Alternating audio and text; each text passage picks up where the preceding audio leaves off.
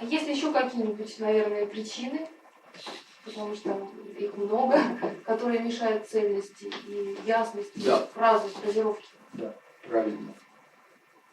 Я бы остановился на некоторых. Во-первых, мешают излишние опоры. Но мы об этом уже в примерах некоторых людей. И лишние акценты. Возьмем пример такой. Скажем, самый простой пример.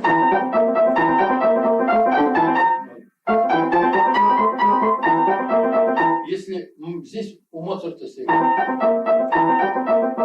нет акцента. И два раза. Это создает лишает ее квадратности, метричности какой-то. Получается пульсация правильная с точки зрения музыки. Как только мы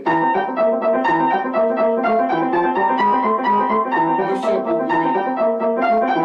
Как только мы сделаем одинаковый акцент на этом фа, мы сразу погубили всю фразу. Понимаете, да? Вот это пример один. Теперь второй пример. Вот нельзя этого.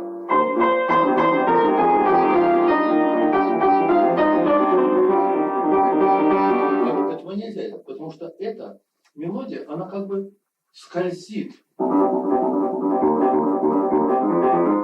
Поэтому триолиум, которые сохраняют, так сказать, напоминание о первой части этой музыки, не давая расслабиться этой мелодии. И кроме того, у нас, если мы опираемся, то у нас получается 4 одинаковых квадратных отрезка.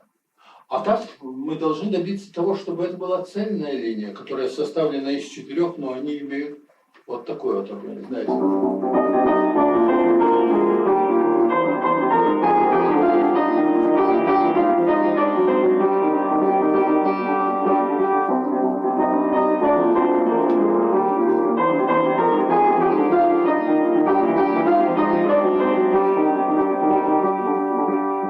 Понимаете? Тогда это получается цельно. И особенно, конечно, некоторые усердно стараются подчеркнуть вот эту часть фразы. Вот. Ну, то же самое.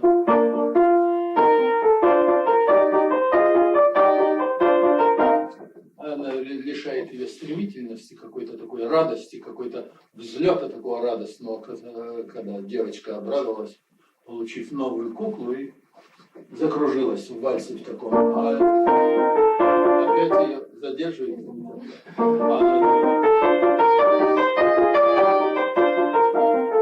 Еще один пример от движения к точкам, тоже классический пример. Вот такие вот, чтобы не было это по складам, метрично, излишние опоры, они мешают цельности фразы. Ну и даже патетически, если некоторые так стараются. В то время как к этой точке это лишнее, это нельзя, да? Да, еще что. Мешают узлы. Узлы, возникающие от сцепления голосов. Вот я поясню. Например.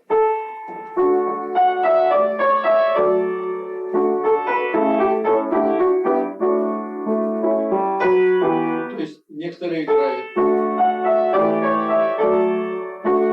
Вот сцепились два голоса. Хорал в аккомпанементе и мелодия. И нужно играть. То есть хорал плывет.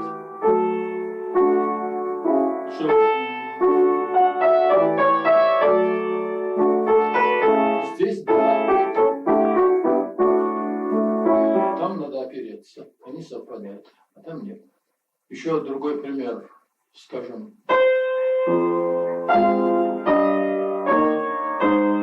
Вот вместе с аккордами. Аккорды влияют на мелодию. В то время их надо совершенно...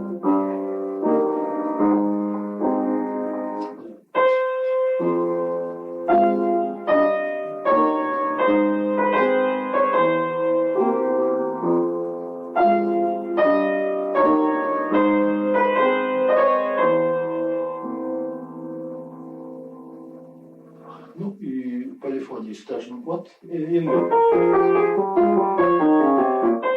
здесь несовпадающие акценты есть. Вот в теме сюда мы стремимся. А во второй голос, то есть в то время, как мы играем 16-е, здесь опора. Так вот эти опоры должны быть независимыми друг от друга. Нельзя играть так вместе с опорой левой и левая опираться на 16. То есть мы должны...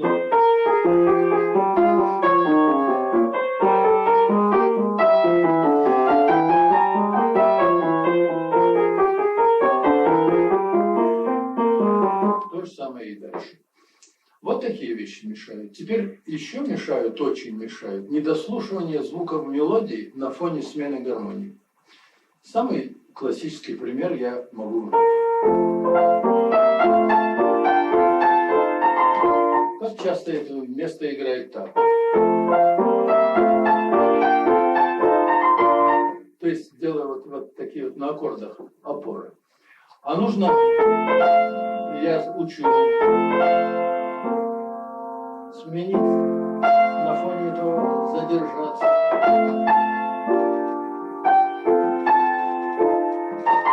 Чтобы на фоне этой ноты слушать ее и на фоне ее сменить гармонию. Вот тогда получается...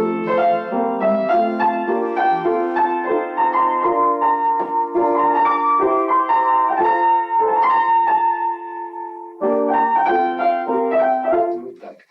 То есть дать прозвучать мелодию. Дать прозвучать. То же самое вот здесь.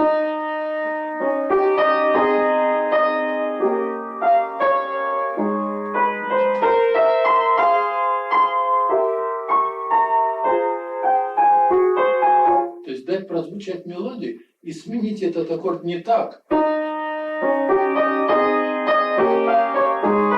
Когда получается вот такой раз, два, три, раз, два, три.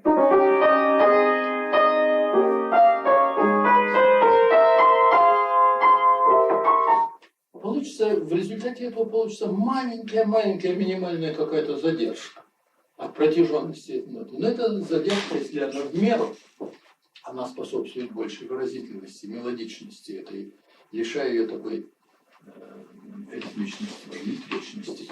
Вот. Или, скажем, на...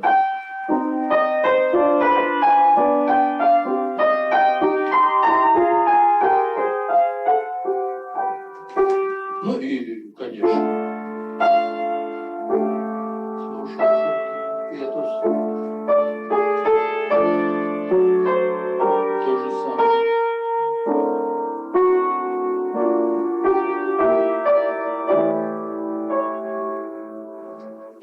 Там, где есть задержание, задержанные ноты, Да. это подходит, по-моему, везде. Да, безусловно. Вот это я объяснил, что мешает цельности фразировки. Или вот взаимодействие, вот, когда сцепляются аккорд, скажем, с мелодией, или он дробит музыку на части, или способствует ну, как-то самостоятельному движению каждой линии, которые дополняют друг друга и создают какую-то